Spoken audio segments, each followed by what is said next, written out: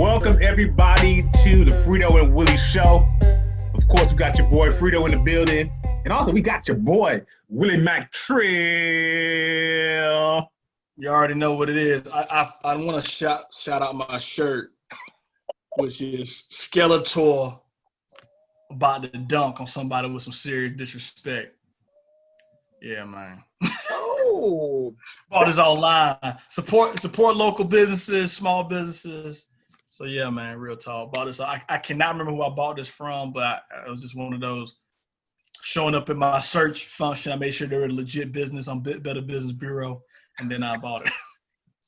You gotta look. Yo, quality tea, man. You know what I'm saying? You never see Skeletor dunking on folks like that. So and with so much disrespect. Look, he got the knees tucked.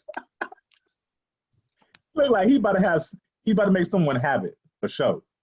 Yo, a whole YouTube series about to get based on this dunk. Hope he dunking on He-Man too, because He-Man is a snitch. Oh.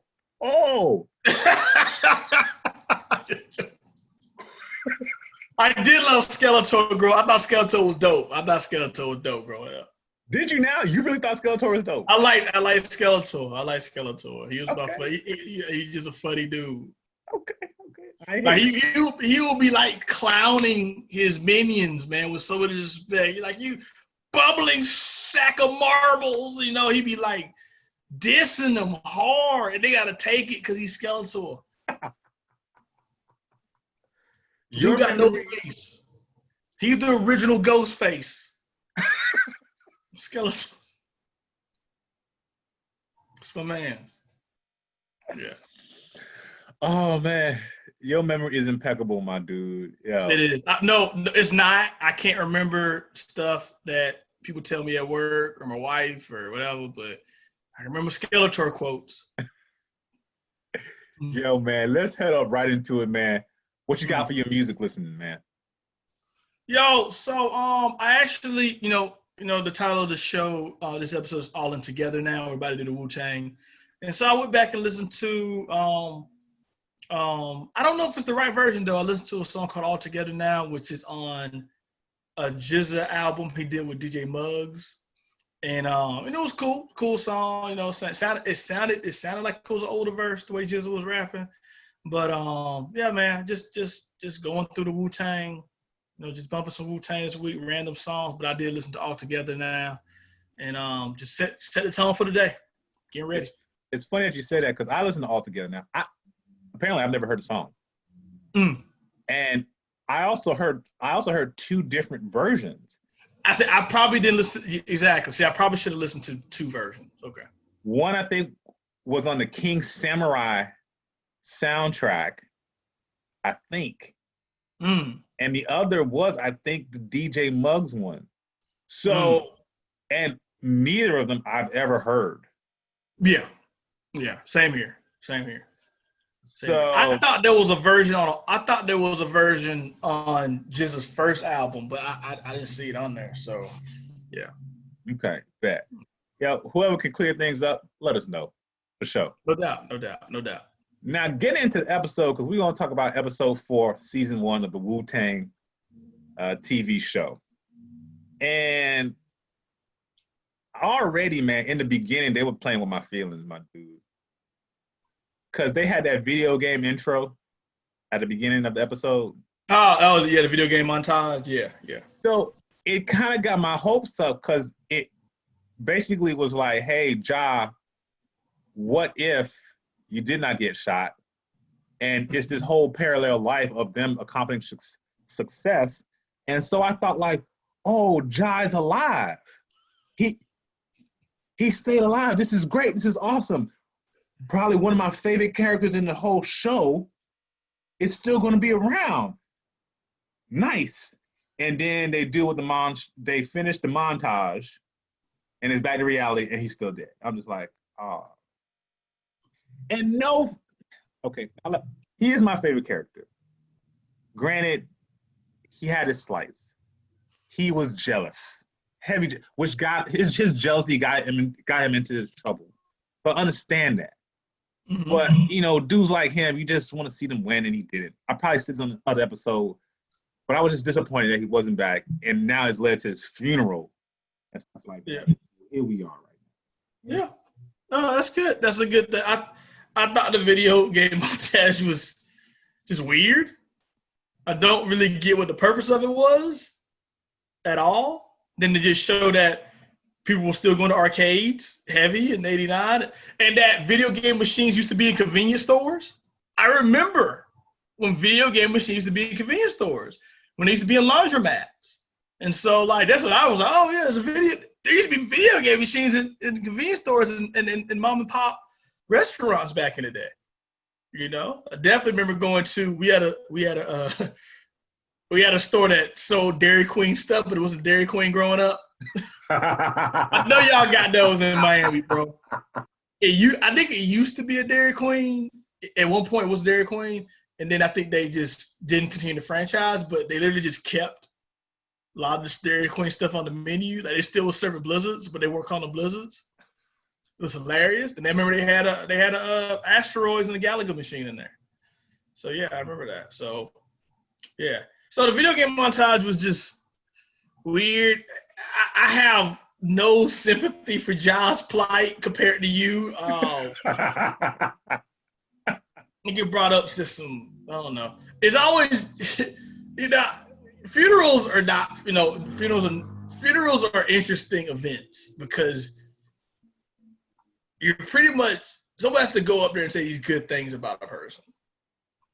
And like, it was amazing, the whole, don't take my baby and all this type of stuff. Like, your baby probably took some people away, the way he was acting. Like, it was just weird. Like, it was just weird. Don't take my baby, you know, and RZA's mom was on some, he had a smile that had the room. Yes, he had his faults. I'm like, this dude probably killed somebody. I mean, he didn't do it on the show, but okay, this is okay. When Sha, you know, Raekwon, when Sha shows up with the wreath, and he's like, yo, everybody loved Josh's son. It was something that really hit me. An episode or so ago, wasn't D-Love and Josh sitting outside a church trying to assassinate Sha? Weren't they? Didn't they show up at a church to kill him?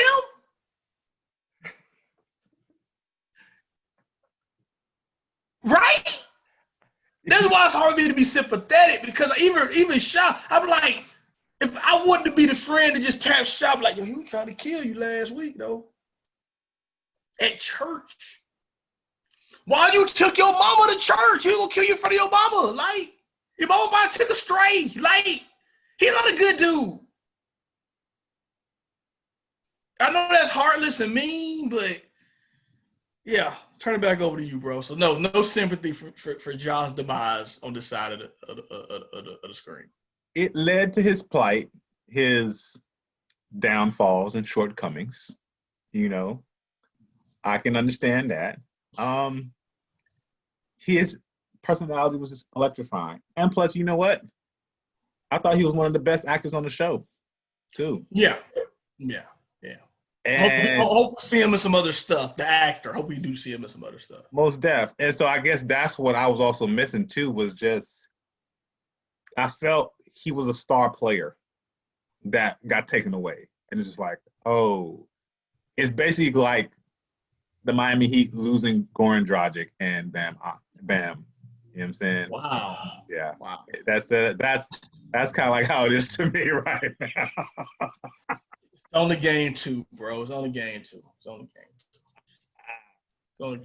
You know, but what else? What other things in the storyline and just in the show that kind of tickled your fancy, dog?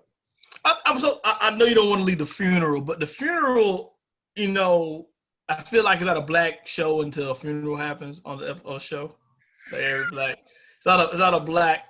I don't like the term hood movie. I hate that term, but it's not a black film or a black series until somebody mama say, don't take my baby. But yo, man, I'm gonna go ahead and put it out there, man. Go ahead.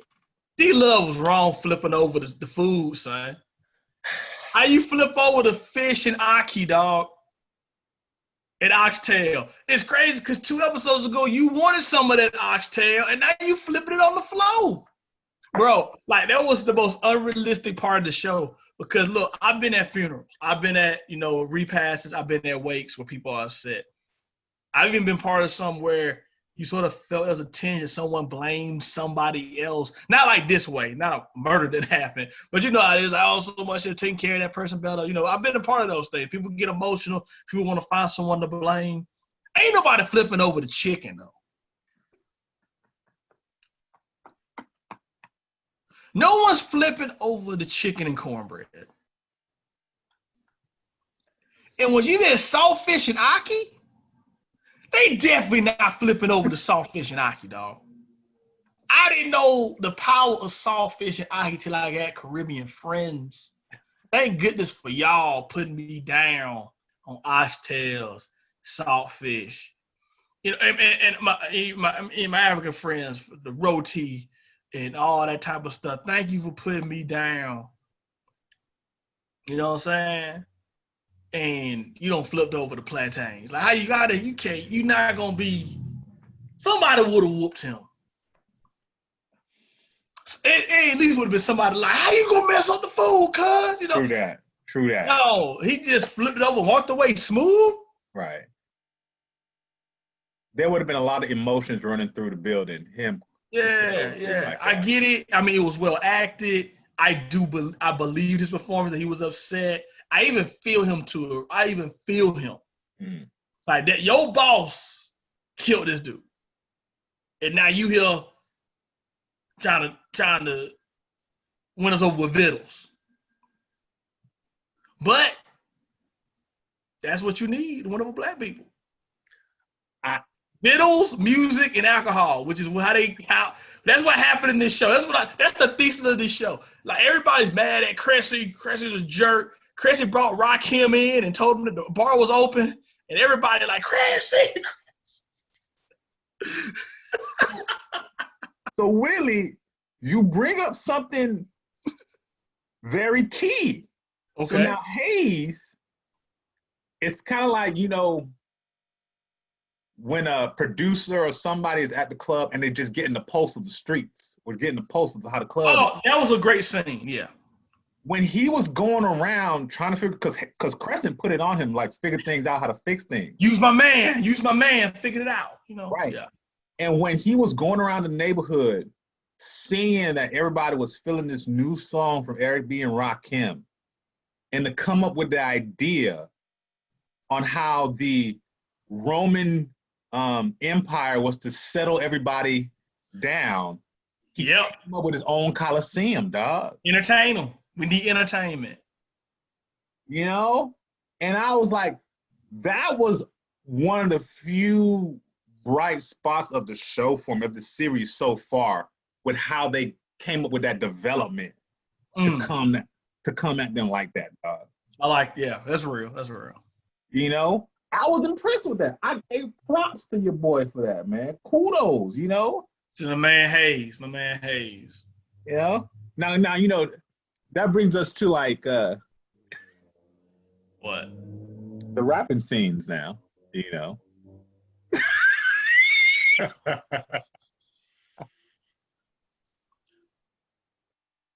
All right. Okay, before we get to the rapping scene, I want to do something that I don't think we've talked about enough, and I'm surprised we haven't. The costume design for the show has been really great. Like the outfits they've been wearing. I loved that there were a lot of jean jackets on this episode. I saw some velour sweatsuits. I saw my share of rugby shirts, especially worn by Ray, Shaw, and Power. I love that they've really captured the polo rugby, that preppy, but also I seen a little bit of Carhartt jacket, seen some Carhartt, the industrial camouflage jackets. So I want to give a shout out to the costume design for the show, because I have seen shows where you mess around and see a G-Unit shirt in a 90s show. I've seen the shows where I've seen like the Jordans come out, and I'm like, it's 1991. Those are Space Jam Jordans. You know what I mean? Like you like those ain't the right one. You know what I mean? So I haven't seen any inaccuracies yet. They maybe some other things I'm like, oh, what are you missing out on it? But it really captured the heart of teenagers and young people what they were wearing. You know what I'm saying? But it hasn't been overdone either. It hasn't been overdone. It looks pretty authentic. So yeah, let's go to the rap. So Cressy, like you just said, my main man Hayes and Cressy come together, throw a concert in Staten Island, which was really dope because it's true. Like cats were having to go to other parts of New York to see talent. They probably had to go because I think the Fever was in Harlem, and I know Brooklyn had some super crazy hip hop clubs back then. I think Spanish Quarter was in Manhattan. I just think these are clubs that I've heard hip hop legends talk about, you know, and so the fact that Rakim, yeah, everybody would have been at the concert if Rakim and Ghost. He said this. Ghost actually referenced a song where he was like, "Rakim came," you know what I'm saying? And like, so maybe he was talking about this concert. So maybe this is sort of similar, accurate of Rakim performing Staten Island being a big deal. But yeah, so they get this great idea to hey, let's everybody get in this battle to raise money to get, oh snap, Devon's still in jail. I forgot Devon was in jail for a little while. Oh, Devon is still in jail. Oh snap. Crap, Devon's still locked up. So do the battle. So I'm excited. I am super excited about this because I'm like, oh, we're finna hear rapping from multiple Wu-Tang members. I was so I'm like, yo, let's go. And you see, it doesn't seem like this excited you as much as it excited me, though. Cause like this really would be way we've been talking about how this is a musical and the great things we get to see these people rap and they try to capture the personas of these people they're representing. We're gonna be real critical. Like that's not how Method Man raps. So I'm surprised that you're not. So you didn't come into the excitement with that? The best part for me was, to be honest with you, RZA's part was the best for me. Talk about what? Yep. Mm-hmm. What? Yeah. Oh, please explain. Okay. So now to just explain to everybody, RZA's part was the wackest. It showed you it gave you some perspective of how he raps in real life. That's a real song called The Prince, by the way. Really? I didn't know that. That's a real song. That is a real song. It's called The Prince. Oh, because I was just like, yes, this is a real song, right? Like, I thought it was just hit. I thought it was like a line, a song that they have for the No, that's a real word. But when I heard it, I was just like, oh, you're showing us a peek into the mind of how RZA thinks, and I felt like it represented RZA so well. I like. But he said that he wrote that song in particular. He said in interviews that he wrote that song that when he was way younger. So I'm not saying it's accurately chronologically, but it's very realistic how they did it. So I think it's very authentic that he wrote it when he was young and it was over everybody's heads when he started rapping to people. So no, that's actually pretty cool the way they did it. Yeah. Really, so that's why for me that was my favorite part of the battle raps. You know what I'm saying? You know, but you have some perspective on like the other parts. Why were you so hyped up? I really enjoyed for the first time, even though it wasn't a Wu-Tang, it's not Wu-Tang yet or close to it. Mm-hmm. It felt like, oh, these are the swords, sharpening of the swords. Like to see GZA, Meth, ODB, Ghost, Raiden rap. Dex not on the show yet, and neither is you got, and RZA. So to see like 5-6 of the members really get on the stage and really rap, and I was being so critical of their styles. Like, is it reflective? And ODB's character freaking did it. He did it. He it was so great. He was my favorite part of and everybody was great. Dave East is doing a great job with Method Man. I agree, yes. You know what I'm saying? And the guy who's GZA, is that his son or nephew or something? Because he's doing a great job. You know, Dennis is Dennis, you know. but and he's doing a great job. But ODB's character, like, it was so him. Like, even at the outside the church, he was like freestyling. I'm like, where did they find this guy? This guy is great. He really is selling the ODB thing, and the way he, like, ODB was doing the like how just the mob, just the flow and everything. It was just really good. The shoulder, like all of that was just so dirty to me. And he had the line of the song, the line was when he said, you know what I'm saying? I make my enemies all equal. That's a double slash equal sign. Dirty. And I switch blades back and forth like I'm cutting grass. Make all my enemies equal. That's a double slash. I was just like, because at first I was like, what the double equal sign? Bars. How did Dirty not win the battle?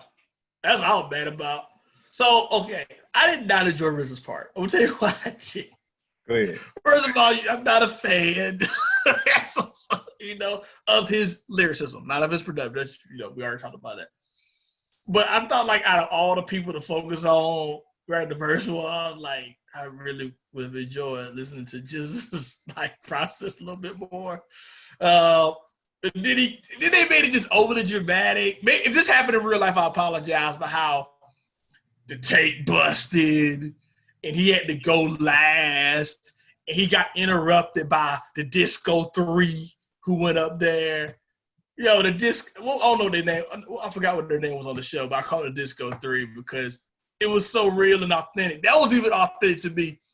Like, yes, if you throw a concert, you rig it. You make sure your people in there, like, of course, Chris, I would have done it. If I'm Chris, he has no morals. He don't care. He's not going to give y'all $5,000 and y'all part of a different dope dealing crew. So Cressy rigged the concert for one reason. He didn't want to have to give his competition money that they could buy more dope with. He should have rigged it. Not because, it's not the right thing to do. Like, it's definitely a joke what he did. But he is a dope dealer. He's not there for competition. He's there to get the crowd to have a great show so they love him. He don't got to get nobody any money. He did the right thing. He rigged it. I mean, did I think that act was whack? The Disco 3 and their whole, we just say ho, let's say hey. But it's 89, it's 90. Like, this is what hip-hop was. You know what I mean? And you got a bunch of girls in the crowd. Hey, say what you want to say. Girls love to hear ho and hey. Like, ho, hey. And they had the Chubb Rock beat. You can't beat the Chubb Rock beat. You know what I'm saying? You can't beat that beat. So for him to be all dramatic, like he got so shortchanged and oh my gosh. No, your verse won the one with the beat. Because you gave a complicated storytelling rap during a battle rap. It wouldn't have won. So it wasn't that it was really whack. It's just that it was out of place. He would have lost with the beat. Right? Listen, you are right. Because you got to understand the Wu-Tang style in and of itself was a very different type of sound that folks weren't accustomed to. So, yeah. But you also got to understand his young mindset. He's looking at it from his perspective. Like, I got screwed. And, I know when I was younger, I probably thought more highly of myself than what I really was. You know what I'm saying? We all do. The hubris is real. Hubris is real, yeah. So here you go with your hope and promise, with your hope, your hopefulness, into this battle rap where you're going to try to get your brother out of jail. And you nervous, picked up energy, and you about to go, and then somebody else, sidesteps you and then your tape pops. Yeah, fair or unfair, you're going to feel some type of way. You know what I'm saying? Yeah, then he went up there, everybody clap your hands. You don't even rap to the beat that you give them. How you going to be like, everybody clap your hands, clap your hands. And then you rap, you don't even rap on that beat. Sounds like I couldn't RZA. clap no more. I would have been like, shit. Sounds like RZA to me. Sounds like RZA to me. You know what I'm saying? Like, it was painful to watch. Like, I'll be real with you. That watching him up on stage, it felt too real. Well acted by Ashton Sanders. Great camera work, capturing the crowd. Like the looks on people's faces. People booing. Somebody did a buzz. I'm like, it was so disrespectful.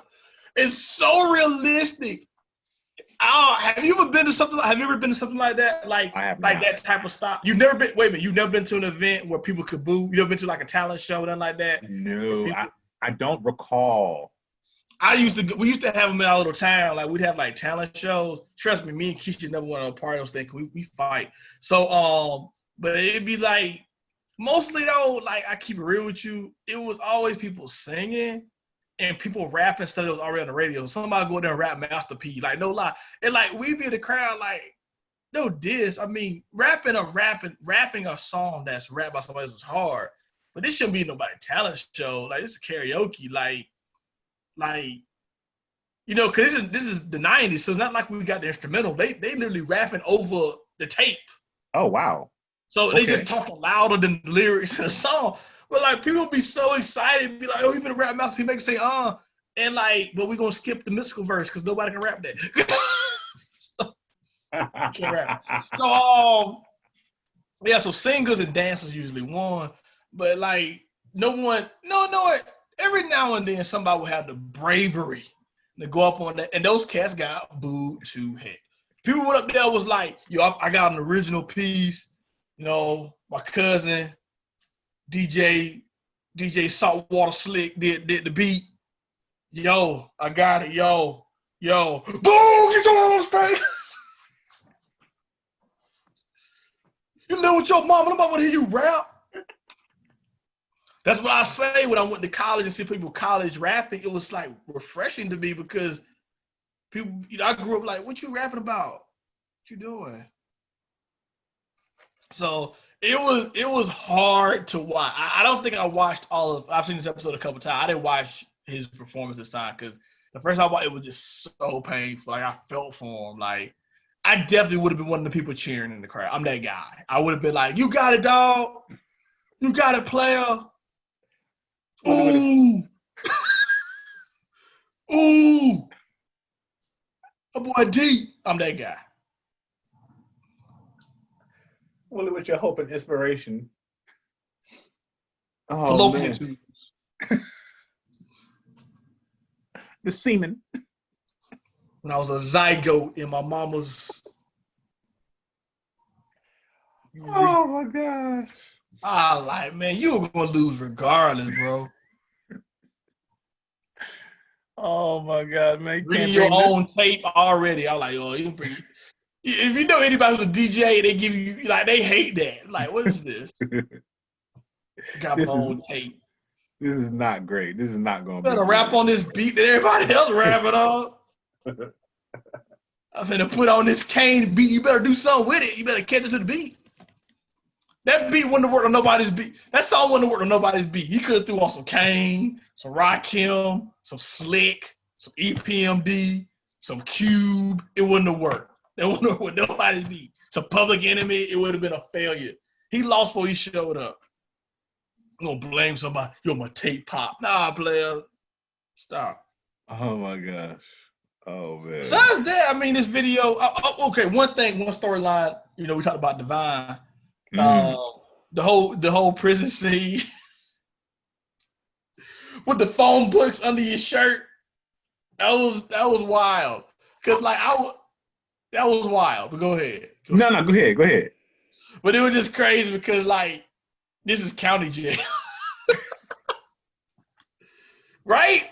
Are they in county? That's not right, cause yeah, they said they're in Brooklyn house, so they're in a local Brooklyn situation. Like these shows like this just let you further know that you picked the right situation in life, and that you glad that you had parents that steered you the right way, because your homie really came into jail and said, "Don't nobody touch my TV, don't nobody touch my phone." I just tried to understand how that would work in my regular life. Like, imagine we in our cubes at work. And we in our cubes,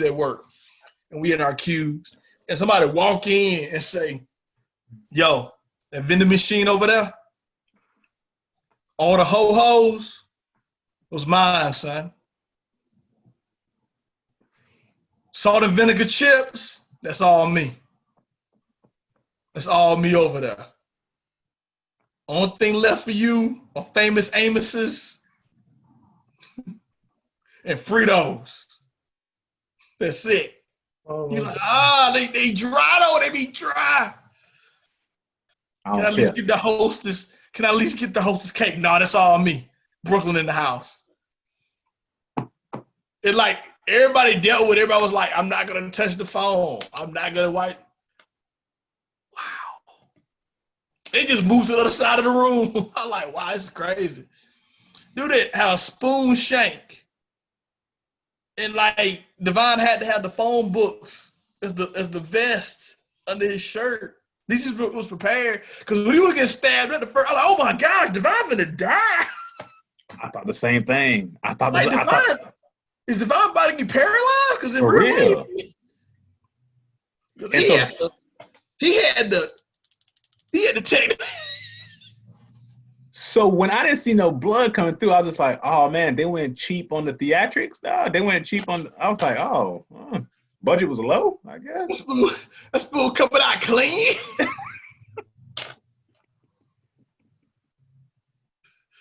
I thought, yeah, that's real. Like, oh man, so we can't show blood. Y'all show all types of stuff in this show. Like, oh, we had the phone books. Right, makes sense now. I'm glad he came in prepared. Yeah. Then the cops came in with the batons, hit people in the face with the batons. Like, bro. Like the vibe gets hit like legit uppercutted with a baton to his face. I was like, oh my gosh. Let me stay where I'm at. I'm okay over here. I'm okay over here. Yeah. But besides that wasn't a super eventful episode. Besides the battle definitely was the climax. Mm-hmm. And everybody's starting to see like, wow, like this drug dealer stuff, there's not a lot of loyalty here. And people are fickle. Like they were just booing this dude because Ja's everybody's friend, but they damn Ja when they open up the bar up. You know, because brown liquor is above everything. They didn't even have food in that joint. They happy about, you know it wasn't good liquor. I'm gonna be real with you. I've been to concerts that have a liquor bar, and it's just like, if anytime something's free, at that type of situation, it's not held by your friends or family. Like if you ever go to any situation, they got free liquor, they got a free drink of the night. It is bottom shelf. Your throat about to be on fire. Yo. So the fact they like free liquor, I'm like, I know what that liquor is. That is not Patron. That's not Belvedere. That is Amsterdam vodka y'all finna be drinking. That is not Jack Daniels. That is Paul Mousson. Not even Paul Mousson. Probably got Mad Dog 2020 and Boone's Farm. Drinking green alcohol. Oh my gosh. Yeah, man. They were like, Chris, like, y'all ain't shit.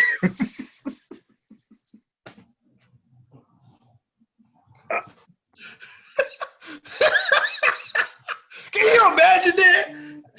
Like me and you hanging, and one of your friends get killed, and it's like, oh, that dude killed them, and they like, wow, for liquor? Oh my gosh. Yeah. Rakim's already performed, so y'all can boo, you know what I'm saying? Like before, I probably wouldn't have booed me before Rakim show up. I got my songs in. Y'all gotta get my don't keep it trill with you. I miss you too, dog, but yeah, that's Rakim. But after that, boo, you suck, Christy. Free liquor's not gonna be enough for me to chant your name. Oh my God. Apparently it was enough for the young constituents. For Staten Island teenagers, it was enough. Like, what? Y'all got Boone's Farm? What? Oh man. Oh man. I will say Power checked your boy Raekwon a bit right there. Boy. I hate Power. Why do you hate him? I hate Power. Wow. I mean, no, he's a great character. Mm. Great. I just hate him as a person. Okay. Yeah. No. I don't hate I hate him. Like he and I would not be cool. Yeah. Well, And he just acting like way tougher than what he is. If it would have been me, the boy would have been hanging from a light post in the middle of Brooklyn. Like, man, shut up, bro. You're wearing a freaking polo rugby on right now, though. All the dirt that gets done has to get done by Shaw. Think about it. I need you to shoot up this. Shaw, do this. We need to Molotov bomb this house. Shaw, you to come with me. Oh, I need someone to live literally next door to the trap house. Shaw, I'm gonna put you in the. Shaw, you the hard one? And then they taking no risks. He's playing it like smart. No, but he acting like he the tough guy. It's like, yo, I put you on. Shaw, you doing all the work, bro. When ATF busts open that door, it gonna be you. You have no excuse because you out on the other side of the door. You ain't even got cable on your on your Zenith. He ain't even hook you up with cable. That didn't look like a 27-inch. That looked like what? Like a 21-inch? Good 18.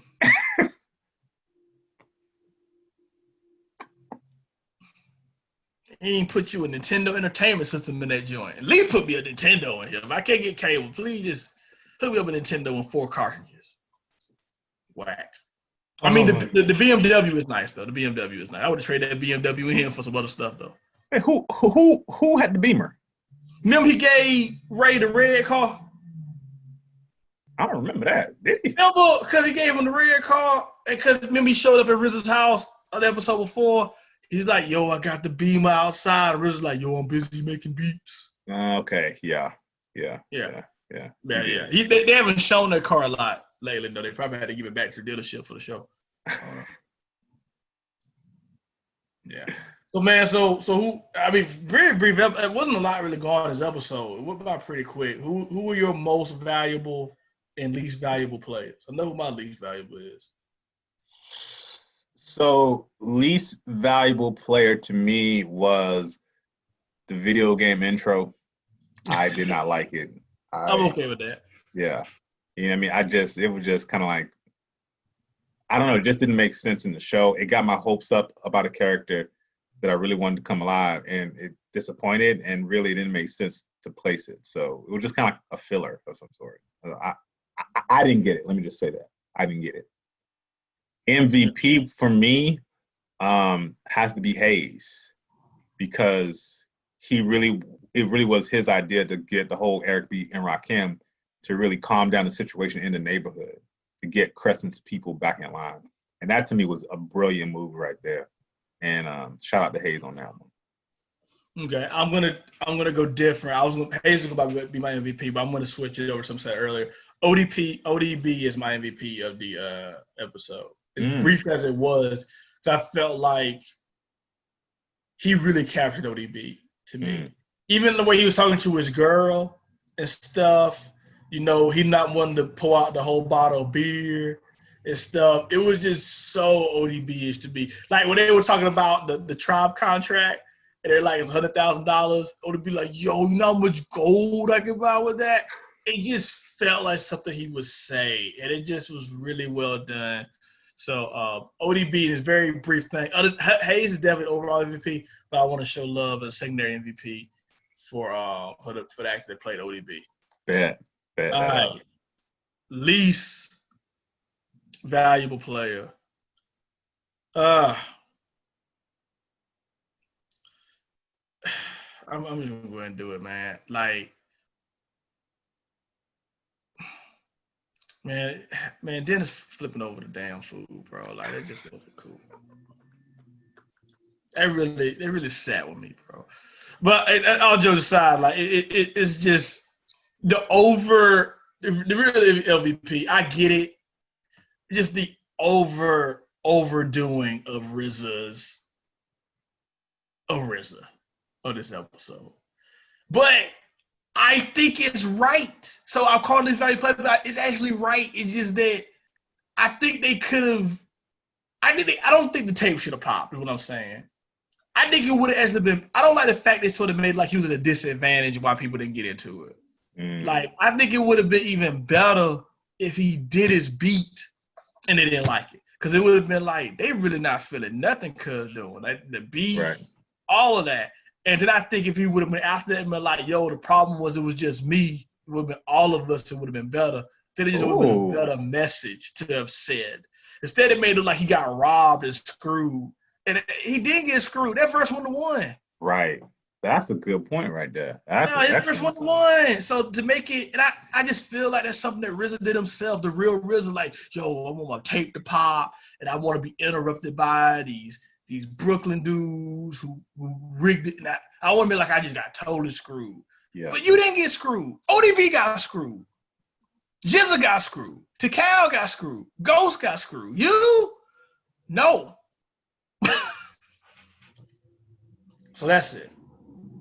I want some fish and Aki right now. Where did I get some? That's on my mind now. Yeah. That's all I got for this episode, cuz. No doubt then. Then I think we could end it right there, man. Yo, good convo. I want to thank everybody again for listening, for subscribing, following us.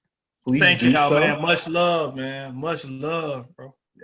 Please subscribe and please follow us on all social media sites, Frito and Willie, you know. And with that, we out. Peace. Much love.